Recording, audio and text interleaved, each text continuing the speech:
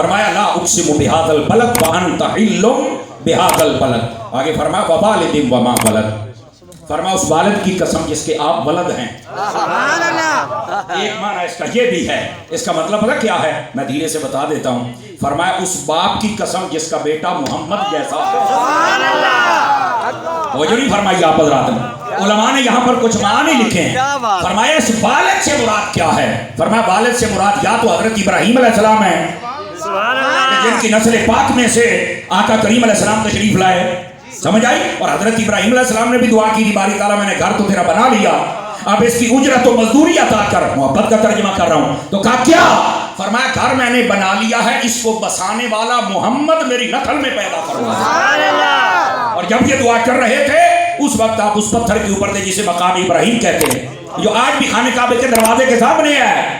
360 بت تھے وہ نکلوا دیے, یہ پتھر بیچ میں ہے. سبحان اللہ. وہ جو نہیں فرمایا پتر موبائل چو نکلے نا سونے ٹوپی والے آ موبائل جیب وچ پاؤ سونا بڑی مہنگی پیا تقریر کرنا. سبحان اللہ. پنجابی بھی آتی ہے لیکن میں پڑھے لکھے لوگ ویکھن میں کہیں نال دے نال ترلا کرن دی لوڑ ہی کوئی اردو جو سمجھ آوندی پئی ہے نال. ارے یہ نا اردو سمجھ ہے, کوئی میں مشکل نہیں بات کر رہا. ہاں پنجابی ہے جو کو آکھے بھی سی تے دا مطلب ہے ہن چاسی لینی نے. ہاں ہاں یہ چاس لیتے ہیں میری پنجابی سن کے نا. تو میں سمجھتا ہوں کہ اگر آپ اردو ہی سن لے تو بڑے کمال کی بات ہے. سبحان اللہ. بولو تو صحیح کہ مدینے سمجھ آ رہی ہے میری بات کی؟ میری جان اس بات کو سمجھنے کی کوشش کیجئے جو میں آپ کی خدمت میں کہہ رہا ہوں. اب بتائیے بات کیا سمجھا رہا تھا؟ اچھا چلو یہ مطلب سبق یاد رکھتے ہیں. آپ کا نام چھتی چاک ہے جی جی چھتی چاک والے واقعے بھی تھوڑا نمبر پورے ہیں, ورنہ عمومی طور پہ لوگ بھول جاتے ہیں. لیکن دوبارہ آپ بات کو نا ذرا سمجھیے, چونکہ دائیں بائیں کی باتوں سے بہتر ہے کہ ہم موضوع پہ رہیں اور یہ بات ہم سمجھ جائیں جو بات چڑھ چکی ہے. اور میری ویسے بھی عادت ہے میں روایتی تقریریں نہیں کرتا. آئے وہ سنیاں سنائیں چل بھائی دبی اپنے پاس وہ مال ہے ہی نہیں, سودا اپنے پاس نہیں ہے. یہ سورج شروع ہوئی ہے, جہاں تک اللہ کی توفیق ہوئی انشاءاللہ وہاں تک آپ کو تفسیر سنا دیں گے. اللہ ٹھیک ہے, لیکن آپ کی آواز جو ہے نا وہ آپ تک آنی چاہیے تاکہ مجھے احساس رہے کہ آپ جاگ رہے ہیں. ذرا دھیان فرمائیے. فرمایا اس والد سے مراد یا تو ابراہیم علیہ السلام ہے, سمجھ آئی, جنہوں نے دعا کی تھی کہ اللہ میری نسل میں سے محمد کو پیدا فرما دے صلی اللہ علیہ وآلہ وسلم. اور آقا کریم صلی اللہ علیہ وسلم نے بھی آپ پر بڑا ناز فرمایا ہے. حضور صلی اللہ علیہ وسلم کے جد کریم ہیں حضرت ابراہیم علیہ السلام. یا تو آپ کی طرف اشارہ ہے, ٹھیک ہے, یا پھر اس ووالدن جو والد کہا گیا اس سے مراد حضرت آدم علیہ السلام ہے. مجھے نہیں فرما رہے نا, والد سے مراد حضرت آدم علیہ السلام. پہلا معنی تھا ابراہیم علیہ السلام, دوسرا معنی ہے آدم علیہ السلام. یہ دوسرا قول ہے. اور اگر آدم علیہ السلام مراد ہو تو ولد سے مراد حضور ہے. کیوں؟ فرمایا وہ ابو البشر ہیں, ان کی اولاد تو قیامت کی صبح تک آئے گی, پر اے محمد جیسا تو بیٹا ہے ویسا اور کوئی نہیں ہے. سمجھ آئیے, یہ دوسرا قول ہے.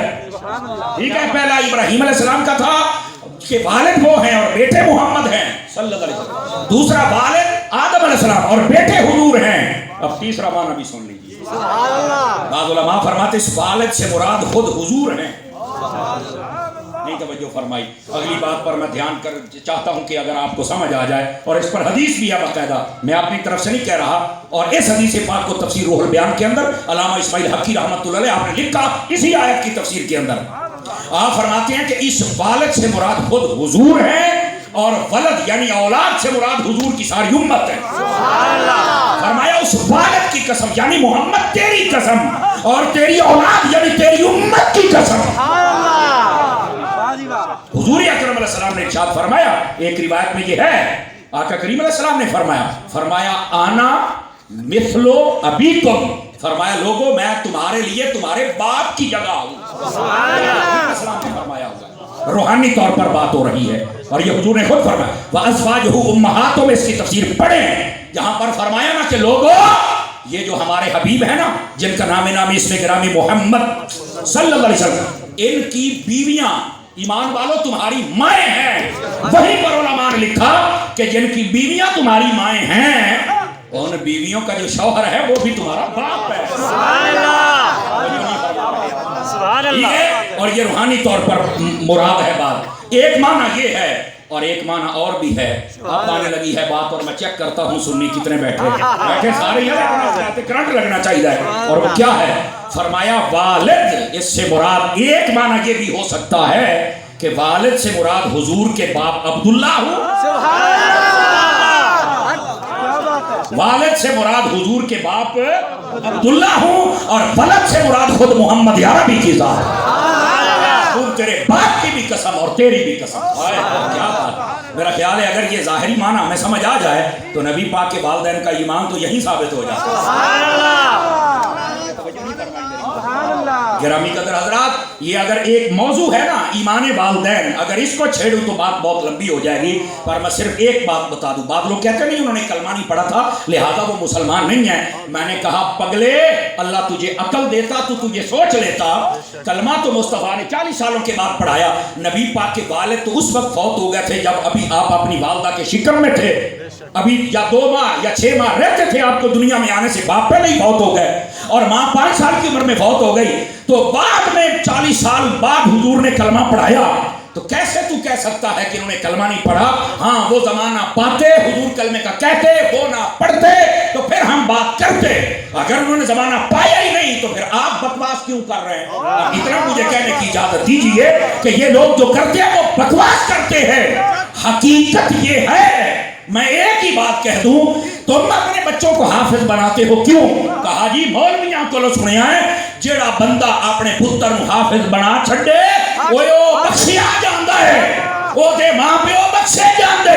میں کیا میرا چن تیرا پتر حافظ کر بن ونجے تے تو بخشیا جاویں تے تیرا ماں پیو بخشیا جاوے، وہ تیرا بیٹا حافظ بن جائے تو تو بخشا جائے گا جس کے بیٹے پہ سارا نازل ہوا ہے. کیا بات ہے یا رسول اللہ.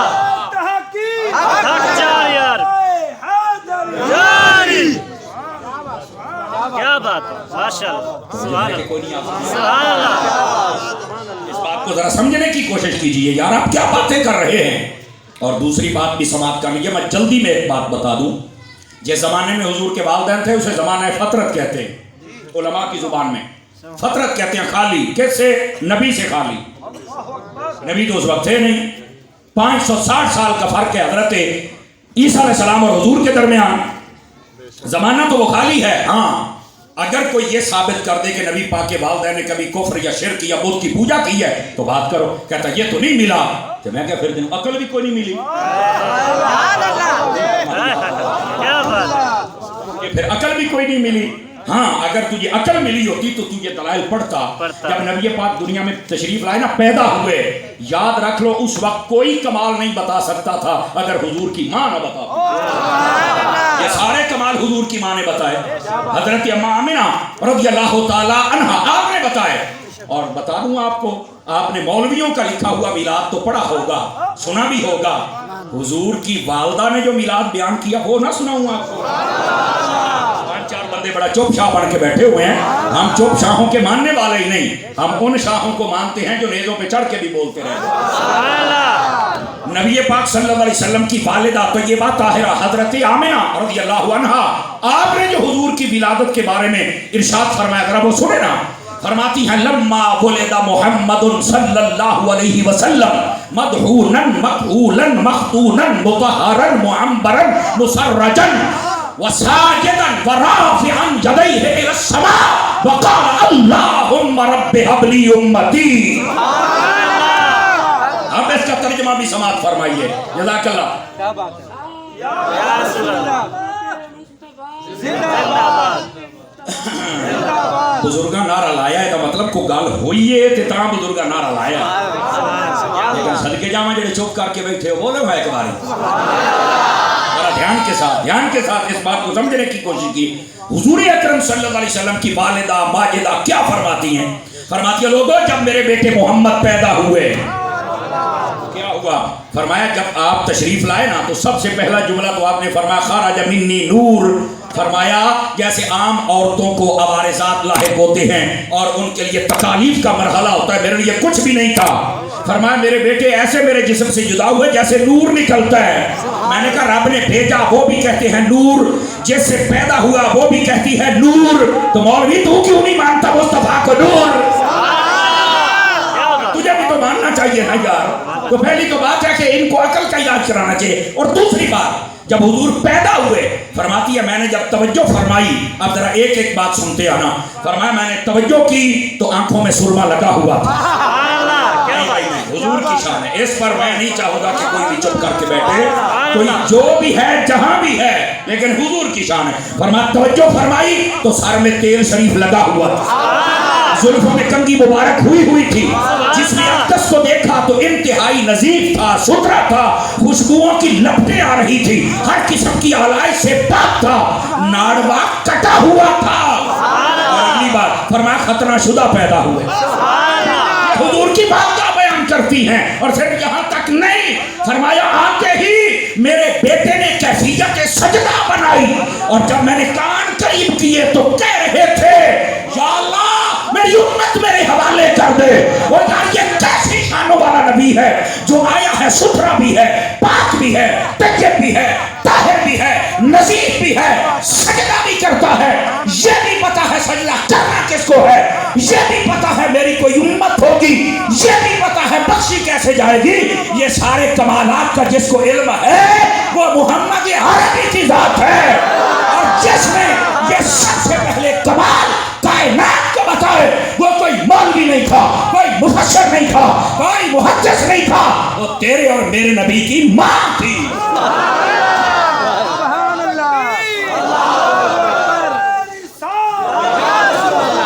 سارے بولو سارے۔